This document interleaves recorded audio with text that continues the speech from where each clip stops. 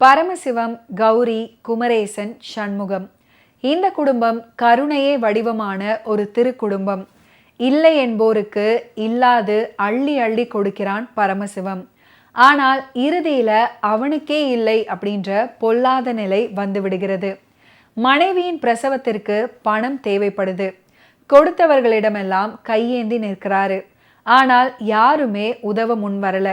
இதனால அவருடைய மனம் மாறுகிறது, குணமும் மாறுது. அதோடு கொலையாளி அப்படின்ற பழியோடு சட்டத்திற்கு பயந்து ஓடி போகிறாரு பரமசிவம். அதுக்கப்புறம் ஒரு கொடியவனின் கையில் சிக்கி விடுறாரு.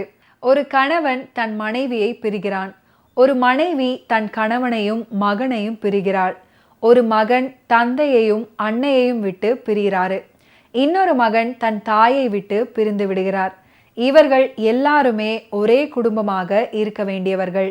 ஒருவருக்கொருவர் யார் என்று தெரியாமலே இந்த உலகிலே அவர்கள் பழகி வருகின்றனர். கடைசியில எல்லாருமே ஒன்று சேர்றாங்க. இதுதான் திரைக்கதை சுருக்கம். இதற்கிடையில் கள்ளக்கடத்தல், அதன் காரணமாக கொலை, விசாரணை, தண்டனை எல்லாம் படத்துல வரும். கடைசியில உண்மை குற்றவாளி சிக்கிக்கொள்றாரு. ஏற்கனவே சிவாஜி அவர்கள் நடித்த குங்குமம் அன்னை இல்லத்துல கலந்திருக்கிறது. அந்த படத்தில் நடித்த எம்.வி. ராஜம்மா, எஸ்.வி. ரங்காராவ் 2 பேருமே இந்த படத்துல பிரிந்து விட்ட அன்னை இல்லம் திரைப்படத்துல நடிப்புக்கு முதலிடம் சிவாஜி அவர்களுக்கு தான் தர வேண்டும். தகப்பனார் ஒரு கள்ளக்கடத்தல் பேர்வழி அப்படின்றது தெரிய வந்ததும் குமுறுவது, அவர் மீது கொலை குற்றம் சுமத்தப்பட்ட போது துடித்தது, தன்னை பெற்ற தாய் இன்னார் என்று தெரிந்து கொண்ட போது கண்ணீரில் கரைந்தது ஆகிய கட்டங்கள் எல்லாம் அப்பா கதாபாத்திரத்தில் நடித்த எஸ்.வி. ரங்காராவ் கடத்தல்காரர் அப்படின்னு தெரியும் போது சிவாஜி அவர்களுக்கு ஏற்படும் துயரம் ரசிகர்களின் மனதையும் தாக்கி இருக்கும். அந்த அளவுக்கு சிவாஜி அவர்களுடைய நடிப்பு மெய் சிலிர்க்க வைத்து. சொல்ல வேண்டாம் நினைச்சது இப்ப சொல்ல. கள்ளக்கடத்தலுக்கும் அது சம்பந்தமான கொலைக்கும் காரணம் நான் இல்லப்பா. எல்லாத்துக்கும் அந்த ரத்தனம் தான். ஆமாப்பா, இதை ஏன் நீங்க கோர்ட்ல சொல்லல? உன் கண்ணுக்கு முன்னாடியே கைதாய் ஜெயில அடைக்கப்பட்டு உனக்கு அவமானத்தை தேடி தந்த. அதுக்கப்புறம் எனக்கு வாழங்கிற ஆசையே இல்லாம. இளம் திரைப்படத்துல கே.வி. மகாதேவன் அவர்களுடைய இசையமைப்பில் அமைந்த ஒரு அற்புதமான பாடல் தான் எண்ணிரண்டு 16 வயது அப்படின்னு தொடங்கக்கூடிய பாடல். இந்த பாடலை டி.எம். சௌந்தரராஜன் அவர்கள் அற்புதமாக பாடியிருப்பாரு. பாடலுக்கு உண்டான வரிகளை கண்ணதாஸ் சிகப்பு விளக்கு அப்படின்னு தொடங்கக்கூடிய ஒரு அற்புதமான பாடல் அன்னை இல்லம் திரைப்படத்துல இடம் பிடித்திருக்கும்.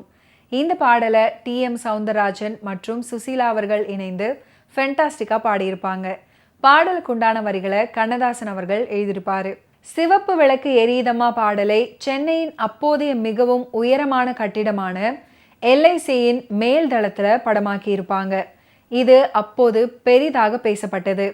அன்னை இல்லம் படத்துல தூக்கு கயிறா தாலி கயிறா என்பதை காட்டி படத்தின் கிளைமேக்ஸுடன் தொடர்புடைய பாடல் தான் சிகப்பு விளக்கு எரியுதம்மா.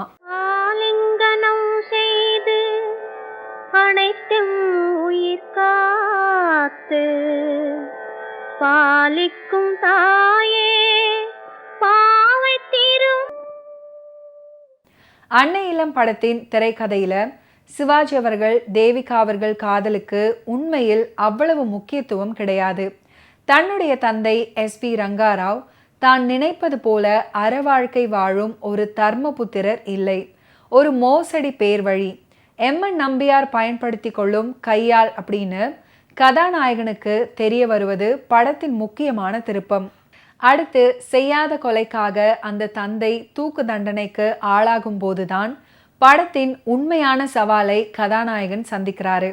சிவாஜி கணேசன் அவர்கள் தேவிகா இடையேயான காதல் காட்சிகளை இயக்குனர் அவர்கள் மிகவும் சுவையுடன் எடுத்திருப்பாரு. எஸ்.வி. ரங்காராவ் தன் குற்றங்களை உணர்ந்து மகன் கிட்ட மன்னிப்பு கோரும் சந்தர்ப்பத்திலையும், சிறைச்சாலையில் மகனையும் மனைவியையும் சந்திக்கும் போதும், கூட்டாளி ரத்னத்திடம் தன்னை விட்டுவிடும்படி கோரும் போதும், அவரை போலவே அவர் நடிப்பும். நடிகர் திலகம் சிவாஜி கணேசன் அவர்களுடைய ஃபிலிம் கெரியரில் நடந்த பல இன்ட்ரெஸ்டிங்கான விஷயங்களை நீங்கள் பார்த்து தெரிஞ்சிருப்பீங்க. மீண்டும் அடுத்தடுத்த எபிசோட்ஸில் சந்திப்போம். நன்றி, வணக்கம்.